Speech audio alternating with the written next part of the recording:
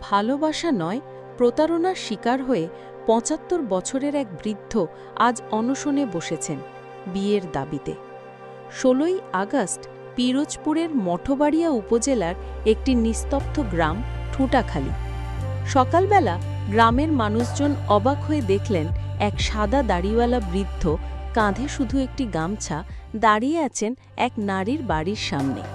নাম তার আবুল কাশেম মুন্সি, বয়স ৭৫। বিয়ের দাবিতে তিনি শুরু করেছেন অনশন। আবুল কাশেম বহু বছর আগে স্ত্রীকে হারিয়েছেন। একা জীবন, নিঃসঙ্গ সন্ধ্যা। নতুন করে সংসার গড়ার আশা ছিল তার। সেই আশাতেই তিনি পরিচিত হন ৩৫ বছরের এক নারীর সঙ্গে। কথা হয়েছিল বিয়ের। বিশ্বাস করে তিনি দেন প্রায় ৩৫ থেকে ৪০ হাজার টাকা। কিন্তু হঠাৎ করেই সবকিছু পাল্টে যায়। নারীটি অদৃশ্য হয়ে যায়, ফোন বন্ধ করে দেয়, ভুল ঠিকানা দিয়ে ফাঁকি দিতে থাকে। আবুল কাশেম কাঁপা কণ্ঠে বলেন, আমি শুধু চাইছিলাম একটু আশ্রয়, একটু ভালোবাসা, কিন্তু সে আমাকে প্রতারণা করেছে। হয় আমাকে বিয়ে করবে, নয়তো আমার টাকা ফেরত দেবে। ঠুঁটাখালী গ্রামের আকাশ যেন সেদিন ভারী হয়ে উঠেছিল। চারদিকে মানুষের ভিড়। কেউ মমতার দৃষ্টি নিয়ে বৃদ্ধকে দেখছে, কেউ আবার ক্ষোভ প্রকাশ করছে নারীর প্রতারণার বিরুদ্ধে।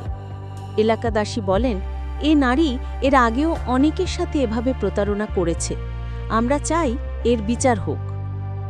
গ্রামের বাতাসে ভেসে বেড়াচ্ছিল নীরব কান্না, ক্ষোভ আর হতাশার সুর। কিন্তু বিষয়টি টের পেয়ে ওই নারী আত্মগোপন করেন। ফোনে যোগাযোগ করলে সব অস্বীকার করেন। এই ঘটনা আমাদের সামনে তুলে ধরে, বার্ধক্যেও মানুষ একা হয়ে পড়ে। একাকিত্ব তাকে ভালোবাসার খোঁজে নিয়ে যায়, আর সেই সুযোগকে কাজে লাগিয়ে প্রতারণার শিকার হয় অনেকে। সম্পর্ক মানে শুধু প্রতিশ্রুতি নয়, সেখানে থাকা চাই সম্মান, বিশ্বাস আর সততা। আজ ৭৫ বছরের আবুল কাশেম দাঁড়িয়ে আছেন জীবনের শেষ প্রান্তে। হয়তো তিনি একটি পরিবার চেয়েছিলেন, একটু আশ্রয়, কিন্তু পেয়েছেন শুধু অবহেলা আর প্রতারণা। আমরা প্রার্থনা করি তার মতো আর কোনো মানুষ যেন একাকিত্ব আর প্রতারণার শিকার না হন।